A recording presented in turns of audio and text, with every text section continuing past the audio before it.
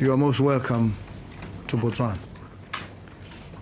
I was talking to Madam President and expressed a little surprise. I had always known the populations of both countries to be at about the same. In fact, I've always thought Botswana was slightly ahead in terms of population. I got a little shock a few days ago when I checked again, and it said Namibia was now sitting at 302, and Botswana is sitting at slightly less than 2.4 million. I got very, very concerned that we've been overtaken and we're being left behind. I think it presents a huge challenge to especially the younger ones to address some of these emerging concerns of a population growing in reverse. Well, thank you very much for being here. Thank you, Madam President, for making us one of the first stops that you make. And let me also remind myself that the name Karen Bwende I have known for a while. And I don't remember ever meeting the person, but as fate would have it, now we meet. Thank you very much, sir. Botswana and Namibia are practically the same people, the same country. There are hereros, and lots of them, in Botswana, across the country, but more importantly, in the village from which I come, called Mahalape, where I grew up, where there's even a primary school called Frederick Maherero Primary School. And for some time, we also had Maherero as the senior tribal authority in Mahalape.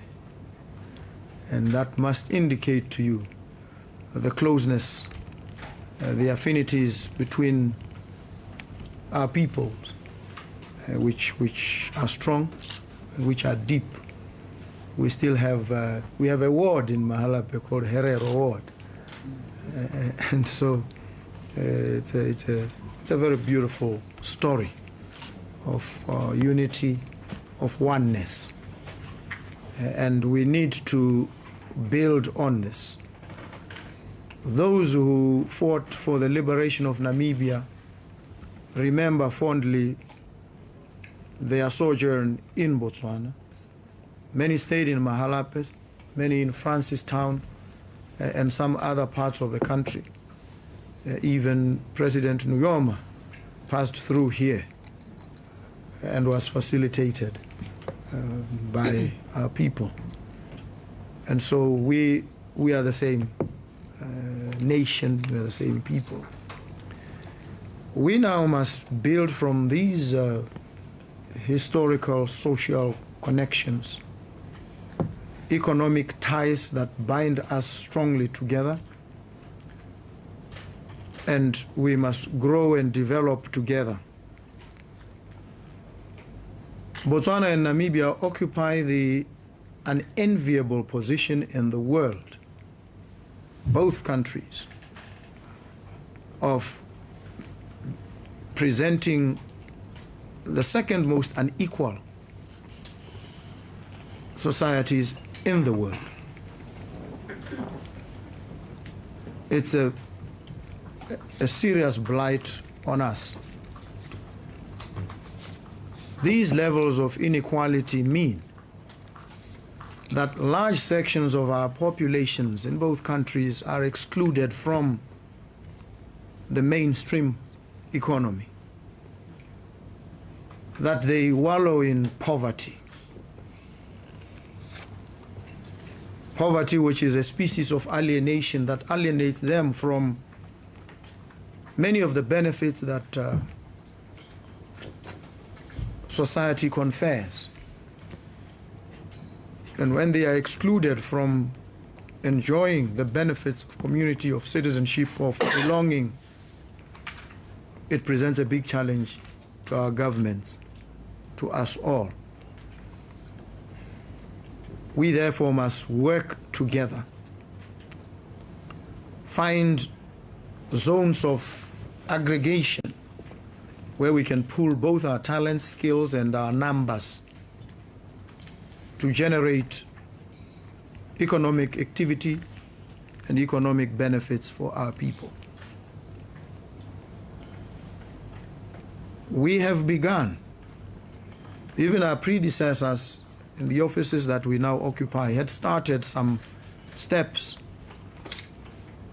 in the direction of facilitating free movement of goods and persons between the two countries. We need to build on these initiatives and strengthen and deepen them so that our people are able to travel freely and goods move more swiftly, more smoothly, more quickly. And trade is facilitated. We therefore will need to remove all blockages and barriers to trade, the flow of trade. There are many projects that we can co-invest in as countries. The President was indicating to me, after the discovery of oil and gas in Namibia, the prospect of establishing a refinery,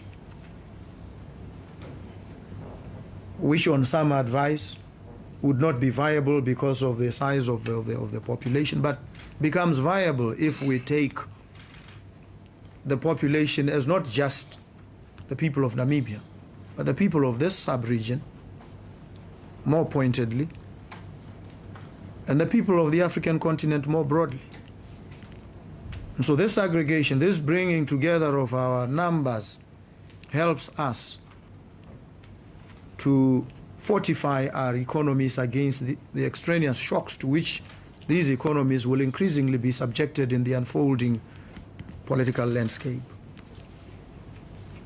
We now have threats of a serious nature, imminent threats, where we now are moving away from multilateralism, and there's a large measure of unilateralism, in fact, creeping in. And any mitigation presented takes the form of, let's have a bilateral engagement where we discuss and you don't tell anybody what we've discussed. And in the end, the SADC region will be split and splintered by external powers. So we need to now exercise heightened vigilance in defense of our sovereignty as countries, in defense of our collective responsibility to our region and our continent as African people. I'm happy that Madam President has ascended. She came in and started taking some brisk steps, giving clear direction in relation to what Namibia wants and where it's going. I was extremely thrilled and encouraged when I saw what she did in the first few days of her ascendance. And I felt in good company that Africa is rising. And what we need to do is to strengthen each of these countries, find each other, hold each other by the hand, stand together and become true bearers of the flame of the meteoric rise of our continent. And so I'm most grateful that Madam President is here with her team. We have a number of projects that are bubbling beneath the surface. They need to now reach the surface and boil over so that they are translated into action. The rail line that should connect us is something that we need to push with some seriousness, with some speed as well. because it will create a corridor that will enable goods to move. It will also enable a decongestion of some other ports in Africa where the volume of traffic is now becoming overwhelming. And so we need to open up some of these other opportunities so that we assist. Namibia has been very generous to Botswana. We have been given land for a dry port. We are most grateful to the Namibian government. And we are confident, we have absolutely no doubt that the relations between our two countries will become stronger, will become firmer, will bring outstanding outcomes for our people. We've also agreed, as between the two of us, we know there are strictures of protocol where we tend to be treated like eggs. And we end up believing we are eggs. We will break if we are left alone. But between the two of us, we will not be bound by any protocol. We'll be able to communicate freely. We'll be able to communicate regularly because it is important for us to do this. We will not wait for the forum, the binational forum, to communicate with each other. We will reach out. We have to. And if we are required to make a short hop into Windhoek, we will do that, and vice versa, so that there's no delay in the execution of any agreed projects or in the exchange of any ideas and information between the two of us. And we trust that that spirit will also apply to all those who support these offices. Thank you very much for taking good care of Madam President, for advising, for working with her, and for, I'm sure, taking instructions when they're given, and ensuring that the program is moved along with some speed and agility. We're most humbled to have all of you here. We are more than grateful for the privilege of your presence in our country, Madam President. Thank you very, very much. Uplifting our cooperation when a binational commission was established that is chaired at the level of heads of state.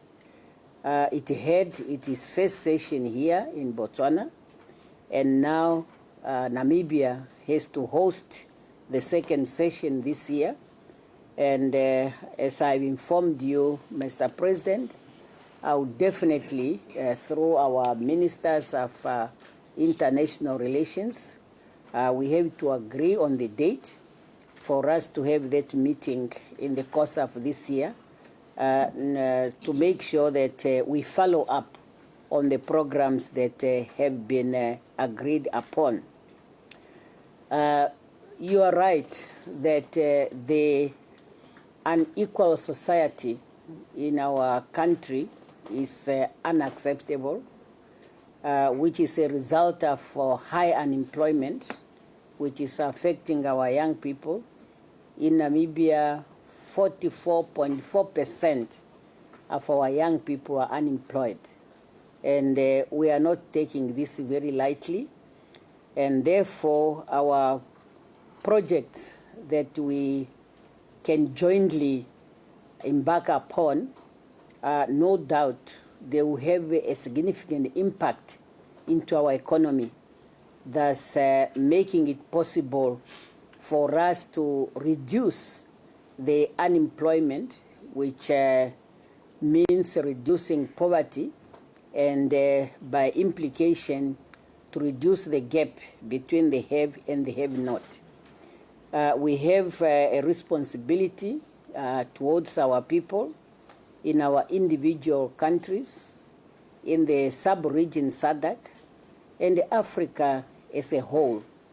And I think this is really the time when we are seeing a lot of changes globally that Africa needs to re-engage among itself and decided on the best way we can serve the people of our continent. We have all what it needed. Over 60 years of Africa's independence. I'm sure we have all the skills that is required, and resources are still there. There's nothing really that can prevent us. What we need is just the political will, and then to act on any decisions that we are taking, which is aimed to save our people.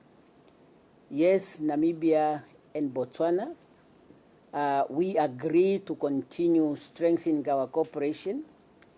The railway, as you have mentioned, Mr. President, is very critical as an economic driver.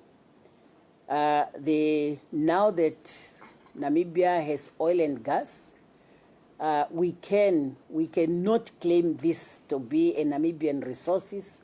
It's a resources in our region. It's a resource in the neighborhood, and we can all benefit from it. You recall when we gave Botswana the dry port, we are saying that the fact that we are a coastal town, we cannot be selfish and deny our neighbors to have access to the port. So that is why all our neighbors, we gave them land to have access to the port. And this is really the trend that we need to be cooperating. So I'm very grateful that you have received us with your team.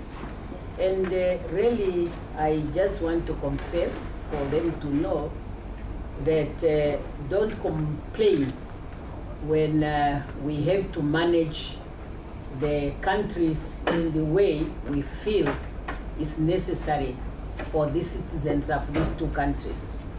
And for us, we can engage at any time something comes up, and then we ask you to come on board and implement, since we have all taken an oath, and we need to go by that oath. Just to inform you, Mr. President, to cement the relationship between our two people, our two countries, the municipality of Windhoek has decided to name one of our streets after President Seretse Khama. So the details will be there. We know what he did for Namibia, we know what he did for this region, and we don't want him to be forgotten, particularly by the Namibian people, and then by implication our people to continue appreciating what Botswana has done for us. Yes, we are one. The Namibian, Botswanian of Namibian origin, the Hereros, very thankful you helped us to have some who are coming back, and the process is continuing. We really appreciate that. So we are one, and as we stand now, yourself and me are at the center, and the people of the two countries, they are looking at us to save them from whatever they are suffering from. And I think having accepted this responsibility, we have accepted to save them to the best of our ability. So thank you very much for receiving us, and let us continue to work together. Rest be assured that Namibia, even in the face of the multilateralism which is now being watered down, in the face of so many political dynamics, Namibia and Botswana will remain neighbors and will remain friends. So thank you very much, Mr. President.